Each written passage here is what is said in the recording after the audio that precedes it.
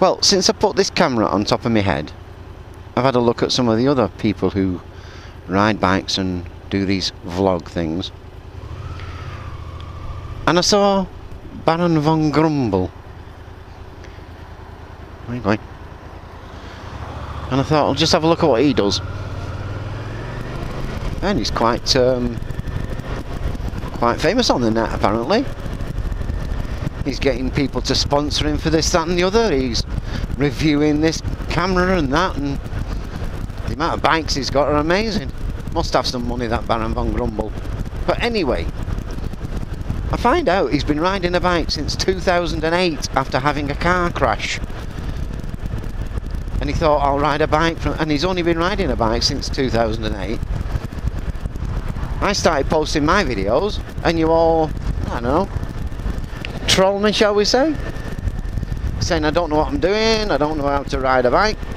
Well, I started riding a bike in 1968. And I bought a Bantam 125 Sports. No, sorry, a 175 Sports. I'll show you a picture of it now. Watch this guy, wait a minute. Right. At this point, I'll upload a little movie of the Bantam 175 that I used to ride.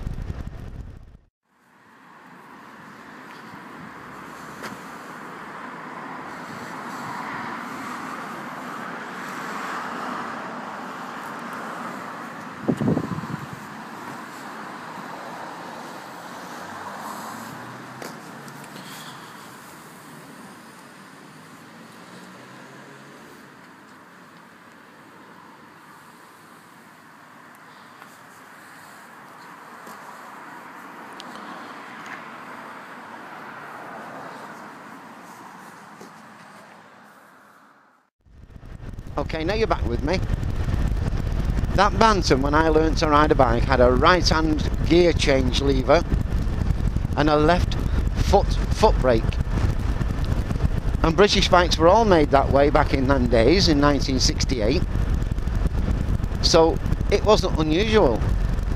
And it was only when the Japanese bikes came in, the Hondas and the Yamahas and the Suzukis came over to this country, that the brake was on the right foot and the gear lever was on the left. So after having passed my test on a motorcycle, horrible motorcycle it was as well, I then had to get used to the fact that some bikes that I ride had right foot gear change and some bikes that I had left foot gear change, which was unusual to say the least. So I grew up with that. I'm now 60, coming up for 61 years old, so all these kids that go hurtling around the roads and doing what they do, thinking they're good. I've done it all, been there, done it, bought the t-shirt, not had the crash though. So all in all, I think I've not done too bad, considering I've been driving since 1968. And I'm still riding now. 46 years later, 45 years later. I think that's a good record. I really do. Going back to the Bantam, it was a horrible little motorbike, was that? My first motorbike. It was the worst motorbike I've ever owned in my life. It was a two-stroke. To me it was underpowered. The regulator on it was horrendous. You could only go 10 miles with the regulator and it burned out the regulator. Oh, it was such a horrible bike. It was unreliable. The kickstart was on a spline and the gear lever, right-hand gear lever, like I said, went through the middle of the kickstand, of the kick shift. So it was on two splined rods. The outer one held the kick lever and the inner one was the gear lever. But because it was held on a spline, if the spline split on the kick shift, you couldn't, to kickstart it, you couldn't kickstart it any longer. You had to, because you couldn't put a cotter pin through it, you couldn't put a bolt through it because the gear shaft ran through the centre. Try and fit a cotter pin, it never seemed to work. So the kick start on it was absolutely useless and was very rarely used. I ended up bump starting it most of the time, running down the road and jumping on it. It was only a two-stroke, so it was dead easy to do. But I had this bright idea when I was a kid. Oh, superb it was. I'll take all the baffles out of the exhaust pipe, take everything out of it, so it'll sound dead good. Little did I understand that the exhaust pipe was a compression chamber for the two-stroke engine. And when I took the baffles out, it went like really slowly. It was absolute rubbish. Of course, I didn't know anything then. But never mind, I didn't keep that bike very long. I only had about 6 months, I think. I had to buy that bike because my father made me buy it. He was in control at that time. But then as soon as I said, right, well, I'm not having this bike, it was a scrapper, I got a different bike again then. I'll tell you about that bike on my return trip. Just calling in for some supper. And of course I've got my wife on the back with us. Don't go anywhere without her. And that's why I ride the way I do. Because carrying passengers, you have to be a little bit more considerate than when you're on your own.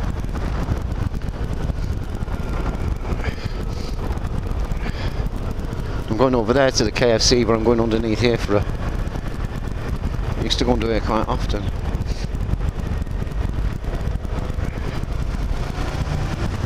Listen to that.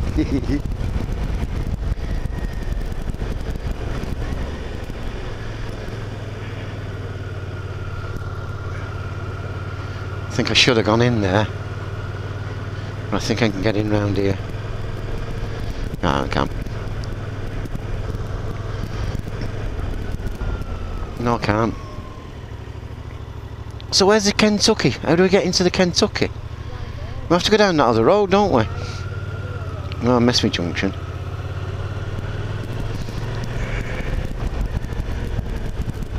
It is this road.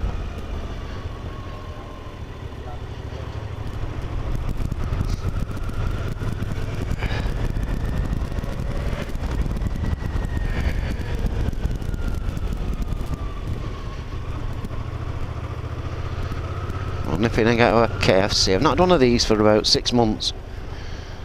I'm not one of those people that normally has fast foods. I like to cook my own, but hey up, Bobby's going for their dinner too. Where are they? I might interrupt these kids.